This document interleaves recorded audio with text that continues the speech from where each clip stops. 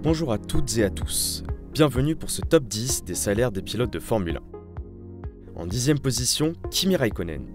Connu pour son talent mais surtout pour son caractère, Kimi Räikkönen est le dernier champion du monde avec la mythique Scuderia Ferrari depuis 2007.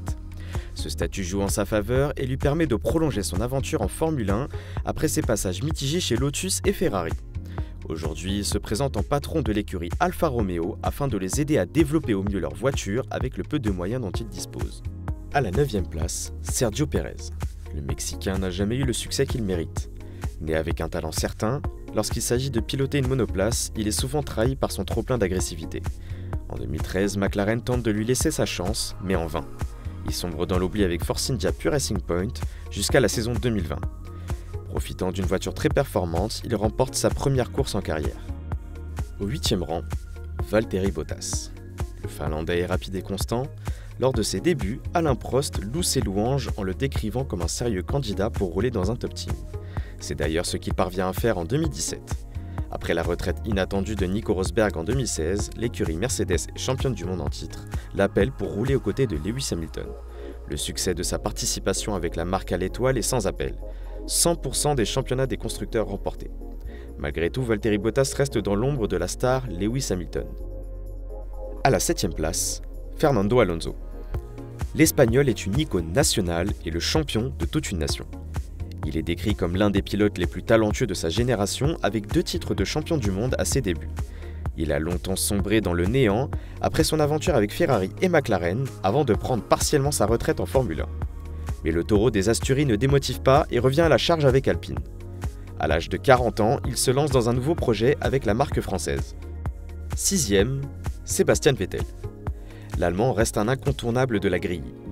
Quadruple champion du monde avec Red Bull et investi dans le sport, il possède un palmarès qui le fait entrer dans la légende de la discipline.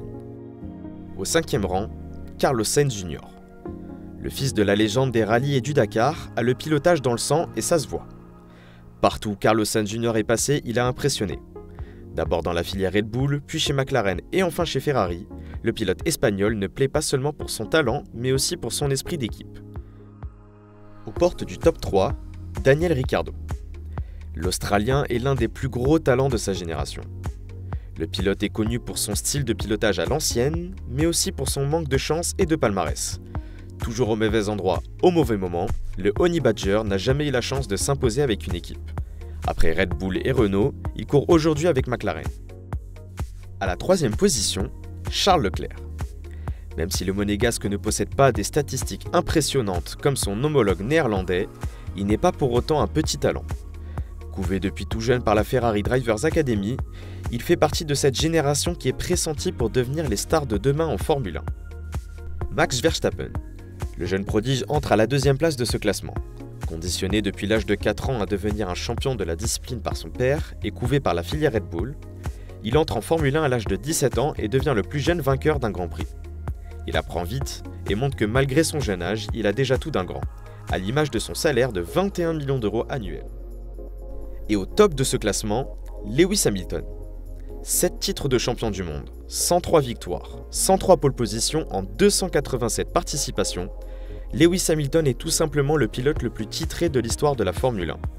Aucun record n'est trop haut pour lui et pour cause, il figure en tête de ce classement avec un salaire de 46 millions d'euros annuels.